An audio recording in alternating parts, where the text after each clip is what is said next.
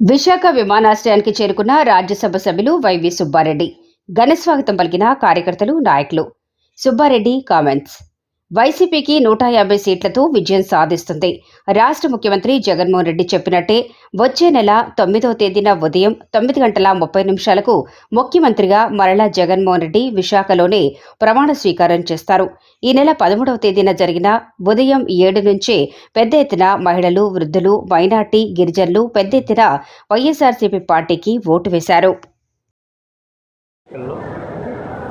మేము ఎప్పటి నుంచో భావించినట్టుగానే గత 5 సంవత్సరాల్లో మా గౌరవ ముఖ్యమంత్రి జగన్మోహన్ రెడ్డి గారి పాలనలో సంక్షేమ కార్యక్రమాల వల్ల డైరెక్ట్గా కుటుంబాలలో మేలు జరిగిన దానికి మరీ ముఖ్యంగా మహిళలు, వృద్ధులు చూపించిన కృతజ్ఞతకు నిదర్శనమే మొన్న 13వ తారీఖు జరిగిన పోలింగ్ సరళి గమనిస్తే అర్ధరాత్రి 11:30-12 వరకు కూడా మార్నింగ్ 7:30 నుంచి మహిళలు మరీ ముఖ్యంగా వృద్ధులు, వికలాంగులు వచ్చి ఓట్లేసిన తీరు చూస్తేనే ఆ రోజే తెలిసిపోయింది రాష్ట్ర ప్రజలందరూ కూడా ఏ విధంగా గౌరవ ముఖ్యమంత్రి జగన్మోహన్ రెడ్డి గారి పట్ల, వైఎస్ఆర్ కాంగ్రెస్ పార్టీ పట్ల ప్రజలు ఆదరణ చూపబోతున్నారు.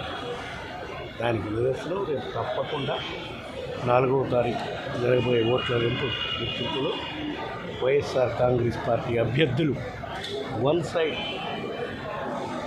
అత్యధిక శాతం 175 మందికి అత్యధిక శాతం 150 పైనే వస్తాయని మా గౌరవ ముఖ్యమంత్రి గారు చెప్తున్నారు. తప్పకుండా అది అక్షరాల నిజం అవుతుంది.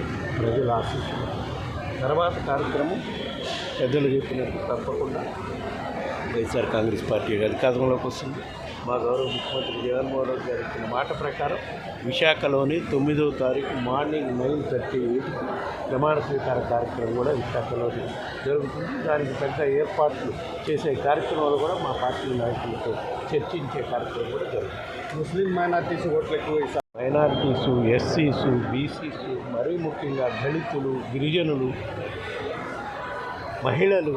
మహిళలైతే అసలు మార్నింగ్ 7 గంటల నుంచి మధ్యాహ్నం 2 గంటల వరకు కూడా అధికారులు సరైన ఏర్పాట్లు చేయకపోయినా ఎండను కూడా భరిస్తూ నిలబడ్డారంటే అది వాళ్ళు గౌరవ ముఖ్యమంత్రి జగన్ రెడ్డి గారి పట్ల చూపిస్తున్న ఆదరణ, కృతజ్ఞత. ఆయన్ని మళ్ళా ఒకసారి ఆయన తీసుకొచ్చుకుంటే మనకి ఈ విధంగా ఏవైతే పథకాల వల్ల లబ్ధి చేకూరుతుందో అవన్నీ కూడా రాబోయే రోజుల్లో వస్తాయనే నమ్మకం అదే నిదర్శనం.